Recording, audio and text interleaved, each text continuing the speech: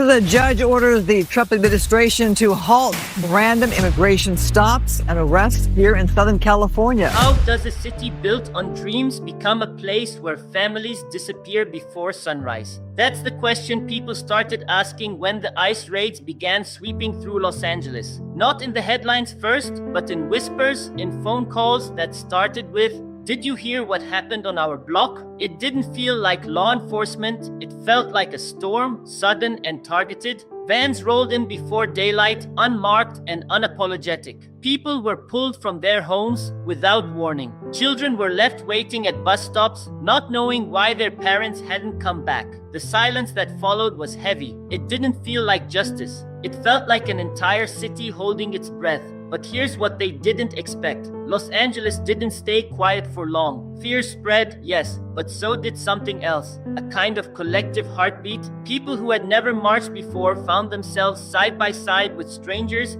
holding signs, sharing stories, chanting names. It wasn't just about immigration status anymore. It was about the right to exist, the right to raise your kids without the threat of vanishing in the middle of the night. What began as isolated raids became a citywide reckoning. And in that reckoning, Los Angeles remembered its strength. Not the kind made of concrete or politics, but the kind made of people who refuse to look away when their neighbors are hurting. In a city known for chasing stars, the light came from the ground up. What happened next wasn't chaos, it was clarity. After the raids, something shifted in the air. The fear didn't vanish, but it transformed. People didn't run and hide, they organized. On sidewalks where neighbors once passed each other in silence, now they gathered. Grandmothers stood beside high schoolers. Street vendors passed out flyers between sales. Churches opened their doors not just for prayer, but for protection. This wasn't a protest, it was a movement born from heartbreak and held together by love.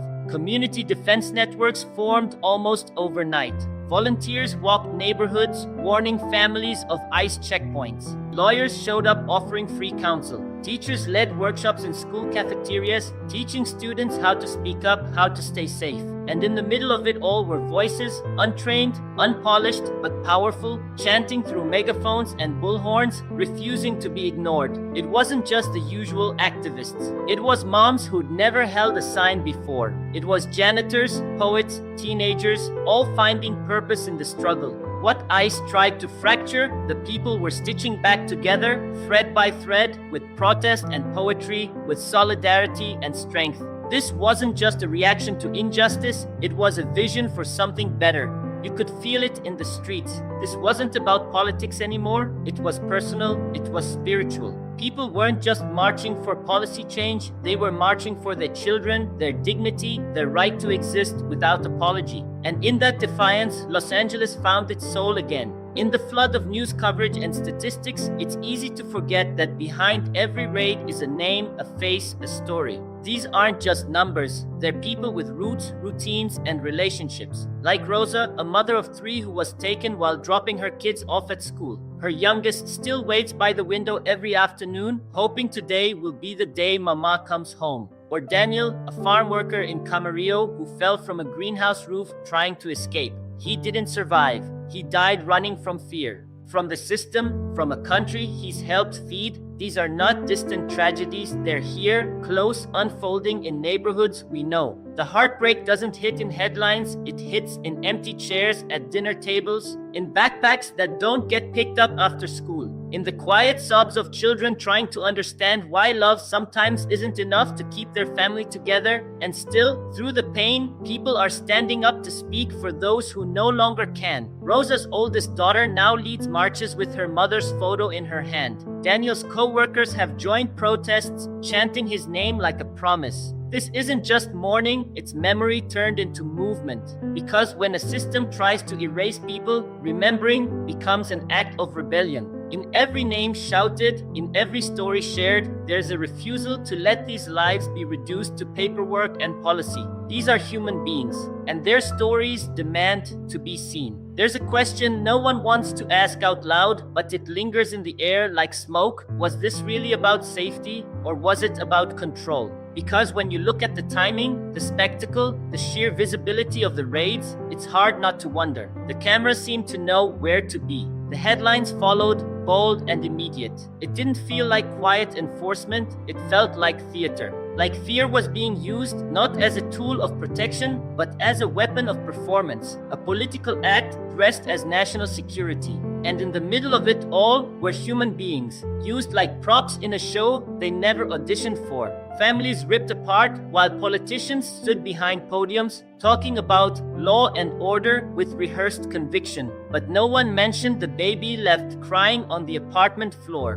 No one acknowledged the trauma tattooed into the minds of children who watched their loved ones disappear. This isn't justice, this is a strategy of fear, one that turns neighbors into suspects and trust into a liability. It's the kind of tactic that doesn't just break laws, it breaks spirits. It teaches people to stay small, stay silent, stay hidden. But even fear has its limits. Because when a community sees the strings being pulled, they begin to cut them. They start asking questions, demanding answers, refusing to be manipulated. The politics of fear may be loud, but the truth, once awakened, speaks louder, and it does not forget. Just when it felt like the system was too big, too unmovable, something unexpected happened. Judges started listening. In courtrooms across California, legal teams filed motion after motion, demanding restraint, accountability, justice, and for once, the gavel didn't fall in silence. A federal injunction halted the indiscriminate ICE arrests. A small pause, yes, but a powerful one. It said, this isn't normal, and it cannot continue unchecked. It gave people something they hadn't felt in weeks, hope.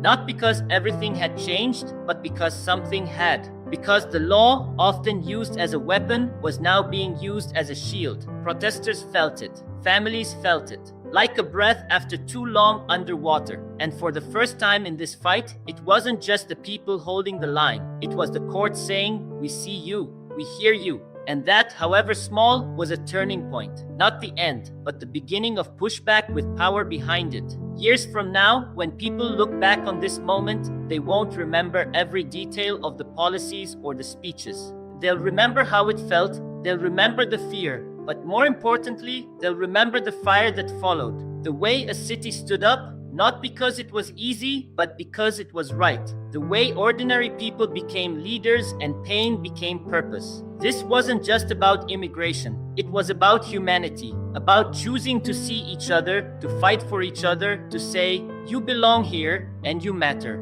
Los Angeles didn't just resist, it remembered what it means to care loudly, to stand up when staying silent would be easier. History is watching. And how we respond today will echo far beyond this moment. If this story moved you, if it made you feel, made you think, don't let it end here. Like, share, and subscribe. Let's make sure their voices are never forgotten.